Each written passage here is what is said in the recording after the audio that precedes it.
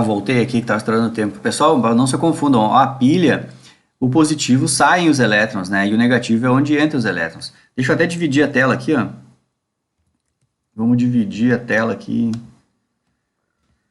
Porque não se confundam, né, pessoal? A pilha não é o voltímetro, entenderam? Então, para você olhar assim, mas como é que no voltímetro onde entra elétrons é negativo, né? E aqui, por exemplo, a pilha os elétrons vão entrar lá, né? Entenderam? Então faz sentido. Ó. E na pilha, onde saem os elétrons é positivo. Então no voltímetro também, da onde saem os elétrons é positivo, certo? Essa é a lógica, né? Entendeu? Então acho que tranquilo aqui. Ou vamos voltar no aqui, ó.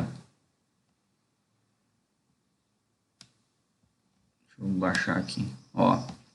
Aqui no voltímetro tá aqui, onde, eita, aqui tá o desenho, aqui ó, no voltímetro aqui, aonde, eu tô clicando na foto aqui, ó, no voltímetro aqui é onde entra os elétrons aqui, os elétrons vêm por aqui, né? Então aqui é o fio vermelho, certo?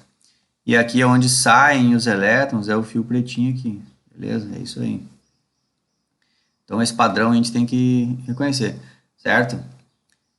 Então, feito isso, eu gosto de explicar bastante isso, né? Porque isso, eu percebo que aqui é um imbróglio que dá na galera às vezes, então não é tempo perdido aqui ficar explicando bastante isso, né? Bom, então aqui, vamos lá, diminuir isso aqui, vamos aumentar aqui, e tá. Bom, agora eu acho que eu já expliquei tudo do desenho, né? Tudinho, tá? Beleza, podemos ir adiante então. Essa parte que eu acho que eu já falei. Tá, agora, acho que uma coisa que é interessante, deixa eu fazer aqui.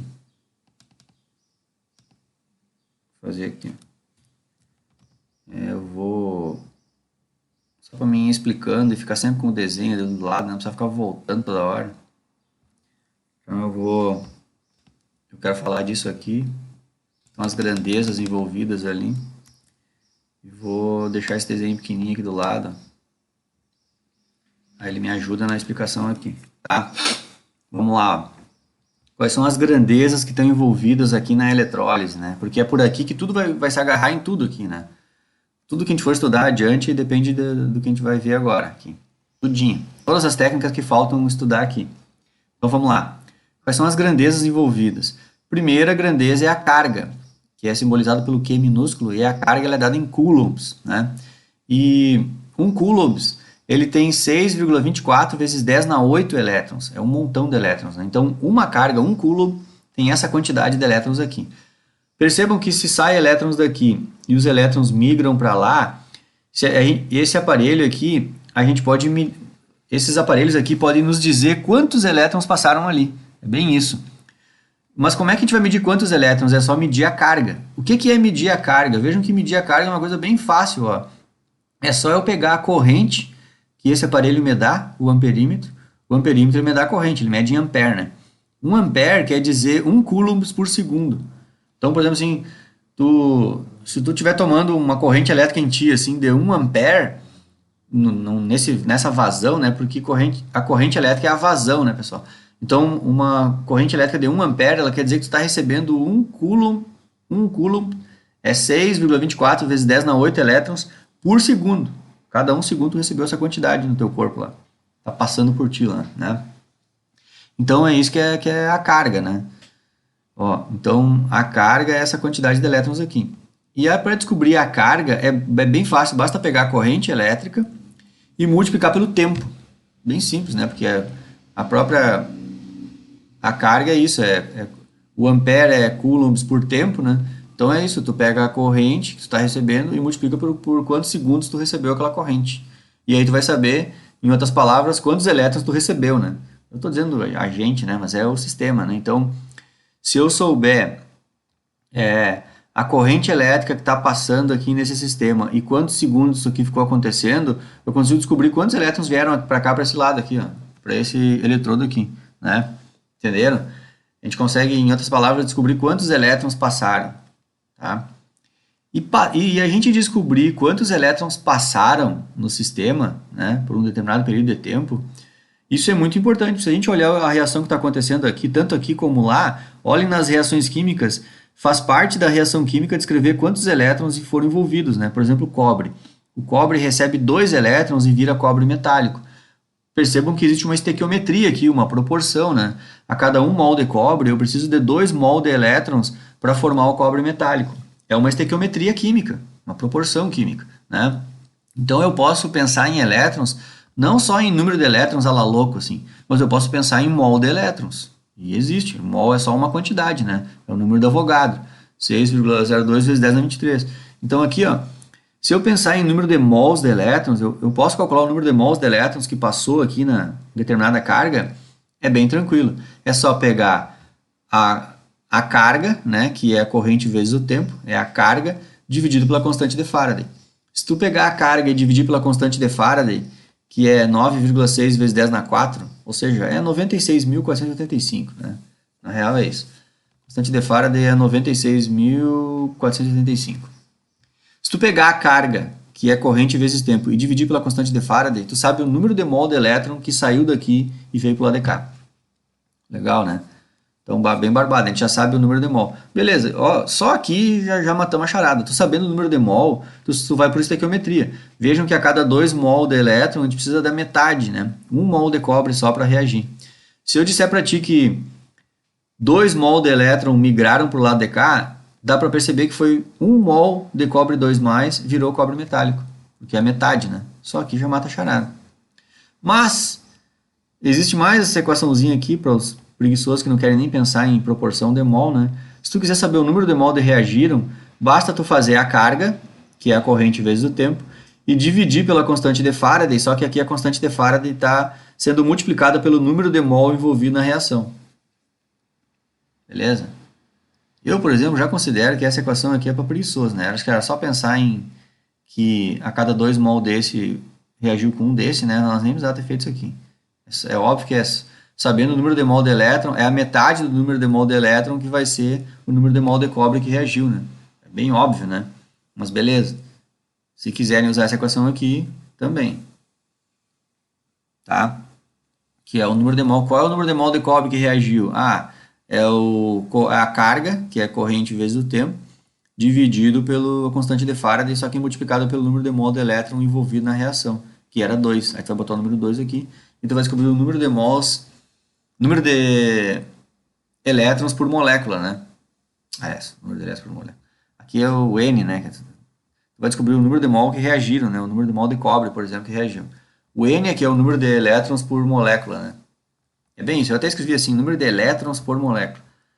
Né? Então, assim, vamos supor que se fosse uma moléculazinha só, era 2 elétrons, né? Claro que se fosse 1 mol de moléculas, 2 mol de elétrons, entenderam? Tá certo os dois jeitos aí. Bom, deixa eu ver se eu esqueci de alguma coisa. Não esqueci, né? Não esqueci. Então aqui quase tudo a gente já sabia. A novidade, eu acho que surgiu aqui, é a constante de Faraday, que é uma constante, e a carga, né? Carga, o que é carga? Essa aí até as pessoas bem... Só assim, chega numa loja, vou ter uma bateria tá descarregada, vou lá dar uma carga nela. Aí tá certo, a pessoa tá falando certo. Vejam o que é carga. Carga é corrente por um período de tempo. A pessoa quer dar uma carga na bateria, a pessoa bota lá a bateria, liga numa fonte de alimentação, que é isso aqui, né? Então a bateria era isso. Elementos se oxidavam, elementos se reduziam, e isso gerava corrente elétrica. Só que acabou os reagentes lá, ou praticamente tem muito pouco, já não gera mais corrente elétrica. Aí tu quer fazer o quê? Todo mundo que ia se oxidar já se oxidou, todo mundo que ia se reduzir já se reduziu. Aí tu vai lá, a bateria vai dar uma carga na bateria. Tu vai lá fazer o quê? Lembrem, enquanto a bateria tinha energia, ela era uma célula galvânica, né? Aí quando tu vai dar a carga na energia, que é ligar numa fonte de alimentação, tu vai fazer o que a gente chama de célula eletrolítica. Tu vai fornecer uma diferença de potencial, né, nos dois eletrodos, né? E aí tu vai forçar as reações a acontecerem invertida. E é isso que é dar a carga. Carga é forçar uma corrente por um período de tempo. Vai pegar a tua bateria, ligar numa fonte de alimentação e aquela fonte vai jogar energia lá na tua bateria. E ela sempre vai jogar energia invertida.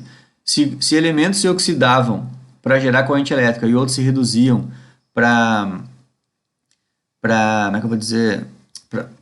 se reduziam, né, para acontecer a corrente elétrica e os reagentes acabaram. Então, quando tu for dar a carga, tu vai ligar a carga invertida, que nem está esse desenho aqui, ó. Se aqui no desenho parece que os elétrons saíam daqui e vinham para cá, vejam que ele ligou a fonte de alimentação, o polo positivo está aqui, os elétrons vão sair daqui, ó. Os elétrons vão vir invertido, ele vai forçar a energia a vir para cá. Então, se a gente botar para funcionar essa fonte de alimentação, que nem está no desenho, os elétrons vão ser forçados a vir para cá. Então, a gente vai fazer com que quem tinha se oxidado aqui, agora vai se reduzir. E quem tinha se reduzido lá de cá, agora vai se oxidar. E isso a gente está carregando a bateria lá do carro, por exemplo. Quando tu mandou dar uma carga na bateria, a pessoa fez isso, certo? Só que, beleza? Beleza, tá. Agora, eu vou fazer uma coisa aqui que vocês vão ficar louco comigo. É que é o seguinte, ó. Mas é legal, acho que vai ficar mais proveitoso. Agora eu vou fazer uma coisinha que a gente já fazia lá em Quali, né? Que é calcular o potencial da célula, né? O que é calcular o potencial da célula? É a gente olhar, fazer o cálculo do potencial do cátodo menos o potencial do ânodo, né? Lembram da Quali lá? Então é isso que a gente fazia. Então quem é que é o cátodo?